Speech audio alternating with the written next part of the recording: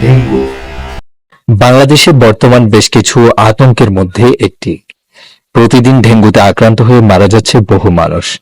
চলুন আজ ডেঙ্গু নিয়ে 10টি অজানা তথ্য জেনে নেওয়া যাক। ডেঙ্গু জ্বরের লক্ষণগুলো কি? সাধারণভাবে ডেঙ্গুর প্রাথমিক লক্ষণ হচ্ছে জ্বর। 101 ডিগ্রি থেকে 102 ডিগ্রি তাপমাত্রা থাকতে পারে। জ্বর একটানা থাকতে পারে, আবার ঘাম দিয়ে জ্বর ছেড়ে দেবার পর আবারও জ্বর আসতে পারে। এর সাথে শরীরে ব্যথা, মাথায় ব্যথা, চোখের পেছনে ব্যথা এবং চামড়ায় লালচে দাগ বা রেশ হতে পারে। তবে এগুলো না থাকলেও ডেঙ্গু হতে পারে। এখন যেহেতু ডেঙ্গুর সময়, সেজন্য জ্বর হলে অবহেলা করা উচিত নয়।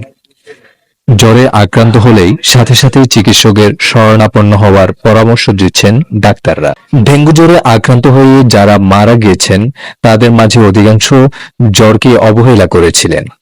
জ্বরের সাথে যদি সর্দি, কাশি, প্রস্রাবের জ্বালা পোড়া কিংবা অন্য কোনো বিষয় জড়িত থাকে তবে সেটি ডেঙ্গু না হয়ে অন্য কিছু হতে পারে। তবে জ্বর হলেই সচেতন থাকতে হবে। জ্বর হলে বিশ্রামে থাকতে হবে। ডাক্তাররা পরামর্শ দিচ্ছেন জ্বর নিয়ে দৌড়াদৌড়ি করা উচিত নয়।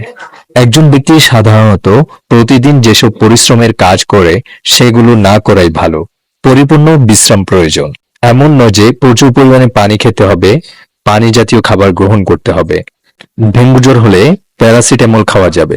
স্বাভাবিক ওজনের একজন প্রাপ্তবয়স্ক ব্যক্তি প্রতিদিন সর্বোচ্চ 4টি প্যারাসিটামল খেতে পারে। তবে প্যারাসিটামল সেবনের আগে অবশ্যই ডাক্তারের পরামর্শ নিতে হবে। প্লাটিলেট কাউন্ট নিয়ে উদ্বিগ্ন হবার কোনো প্রয়োজন নেই। বিষয়টি চিকিৎসকদের উপর ছেড়ে দেওয়াই ভালো। সাধারণত একজন মানুষের প্লাটিলেট কাউন্ট থাকে 1.5 লাখ থেকে 4.5 লাখ পর্যন্ত। ডেঙ্গু হলে কি হাসপাতালে ভর্তি হতে হয়? ডেঙ্গু জ্বরের 3টি ভাগ রয়েছে। এই ভাগগুলো হচ্ছে এ, বি এবং সি। প্রথম ক্যাটাগরির রোগীরা নরমাল থাকে, তাদের শুধু জ্বর থাকে। অধিকাংশ ডেঙ্গু রোগী এ ক্যাটাগরির, তাদের হাসপাতালে ভর্তি হবার কোনো প্রয়োজন নেই। বি ক্যাটাগরির ডেঙ্গু রোগীদের সবই স্বাভাবিক থাকে, কিন্তু শরীরে কিছু লক্ষণ প্রকাশ পায়। যেমন তার পেটে ব্যথা হতে পারে, বমি হতে পারে প্রচুর, কিংবা সে কিছুই খেতে পারছে না, এমনটি হতে পারে। অনেক সময় দেখা যায় 2 দিন জ্বরের পরে শরীর ঠান্ডা হয়ে যায়। এক্ষেত্রে হাসপাতালে ভর্তি হওয়াই ভালো। সি ক্যাটাগরির ডেঙ্গু জ্বর সবচেয়ে খারাপ।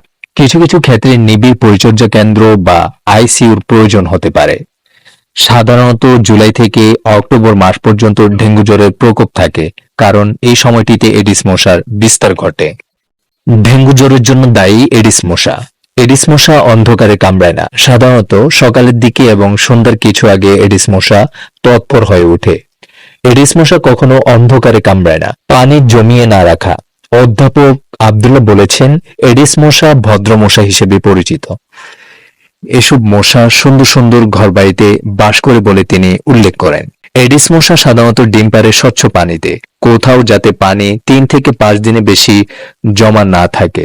আমাদের সবারই উচিত নিজে সাবধান হওয়া, অন্যকে সাবধান করা।